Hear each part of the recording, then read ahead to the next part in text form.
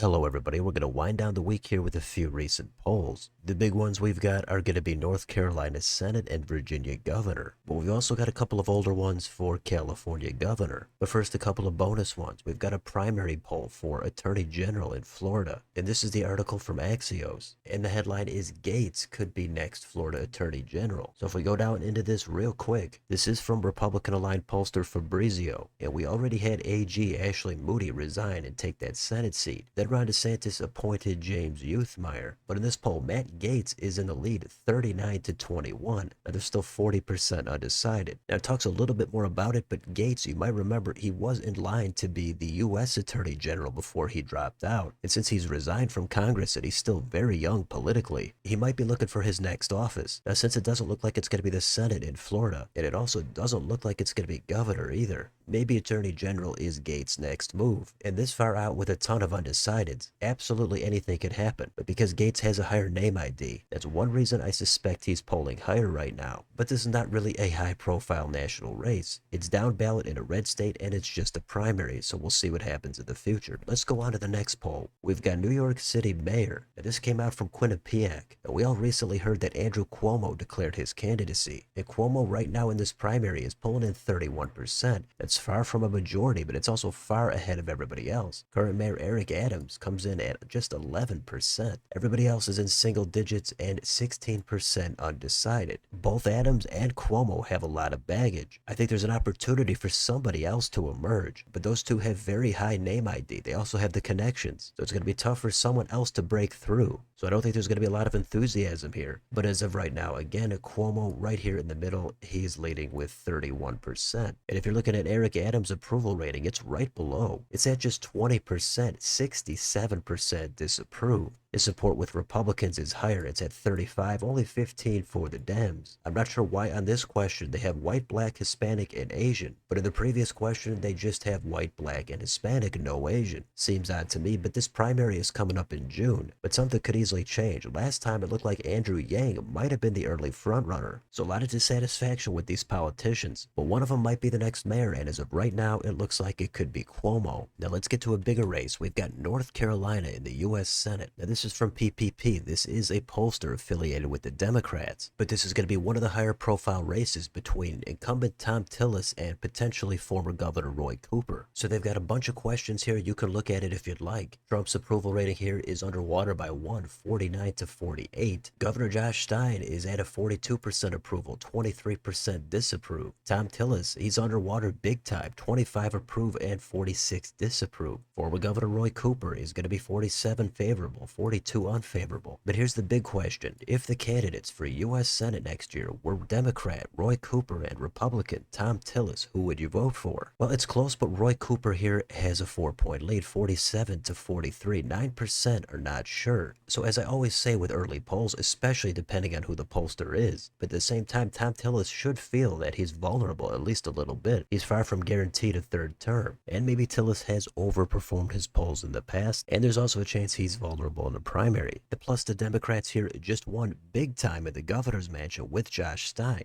Their best bet is probably going to be to put up Roy Cooper and try to flip that seat. So there's way too much time left. We're going to see what happens. If you want to see the breakdown of this poll, you can go down here a little bit further. There was 36% Republican, 32% Democrat, and 33% independent. They also ask about the state's contested Supreme Court election. But that Senate race is going to be huge. It's probably the Democrats' best opportunity to have a pickup. Let's go to the next state. We're going to go back to Virginia. We've checked in on this state a couple of other times, but this is one of two states that have a governor's election this year, so we're going to be looking at it more often. Now this is from Signal. This is going to be a Republican-aligned pollster. And the top line here is Democrat Abigail Spanberger is ahead by 6 points, 46 to Winsome Sears 40%. We've got 14% that are undecided, so 6% edge there for Spanberger. If that happens, Democrats would flip the seat and pick it up. Considering Trump is in the White House, that is the most likely outcome. But again, there's plenty of time. The primaries are not until June, but those are the two frontrunners, and Democrats are likely to be motivated to have a gain following their loss with Trump in the last election. Now they also point out here the generic ballot is tighter.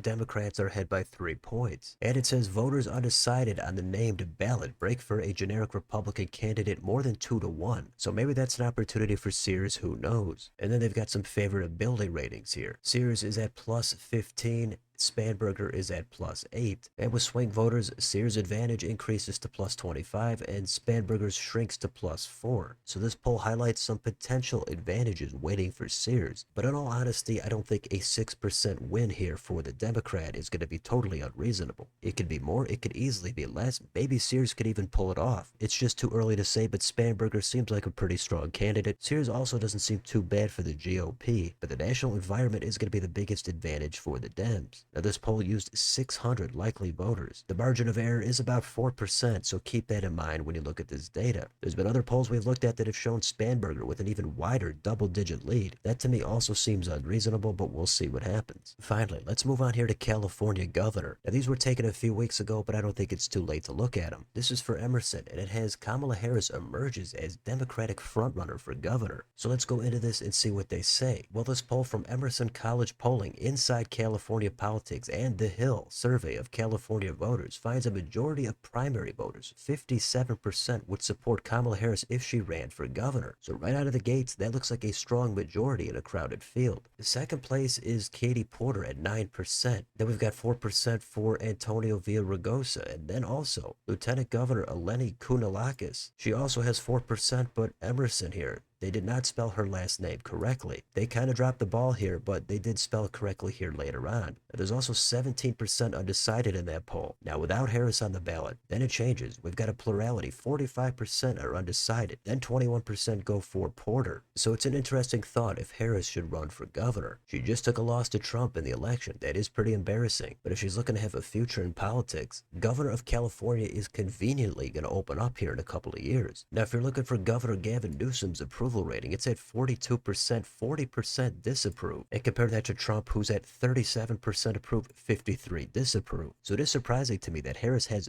that commanding of a lead in that crowded primary field. We do have one more poll here we could take a look at. Now, this is from Capital Weekly, and it was taken from around the same time. But this paints a little bit different story. This has Harris at 23%, but this also considers Republicans in that top two blanket primary, and that's the system that California uses. Now, Republican John Cox is here at 21%. He lost to Newsom in 2018. He was the runner-up. Then we've got Katie Porter here at 16%. Now, what about without Kamala Harris? Then Katie Porter leads with 26%. John Cox still at 21%. And then it's down from there. So again, even though we're looking at two different polls, because it's so early, I think the utility here is going to be limited. Even down here, it says polling. This far out is not very predictive of what would happen after the next 16 months before the June primary. There's easily going to be other candidates that are going to jump into the race. And the Republican candidates in this poll, like John Cox, I don't think he's going to run again. The GOP does have a potential candidate in the running here. They got Chad Bianco, sheriff of Riverside County. You could see somebody like Rick Caruso get into the race for the Dems, maybe Caitlyn Jenner for the Republicans. There could be a big spectacle in this pivotal race. But as for Kamala Harris, I think her name ID is sky high. Of course, she would be in the running if she ran. And winning in California is not exactly the same as running a national campaign. But she does have the sting of defeat on her resume. So I could easily see somebody other than Harris finishing ahead for the Democrats. It all depends how much they want to go after her. There's plenty of material there. They could easily just go on and on and on about how she lost to Trump. But that's a completely different electorate. Maybe she ends up coasting and she ends up being the next governor. I don't think she would be a strong candidate for the Dems for the 2028 presidential nomination. And I don't think she would have won if there was an open primary in the last election. But hey, California governor, that's a pretty good consolation prize if you're Kamala Harris. So that's it for a look at these recent polls. Let me know in the comments. What do you think about Florida Attorney General, New York City Mayor, North Carolina Senate, Virginia Governor, or California Governor?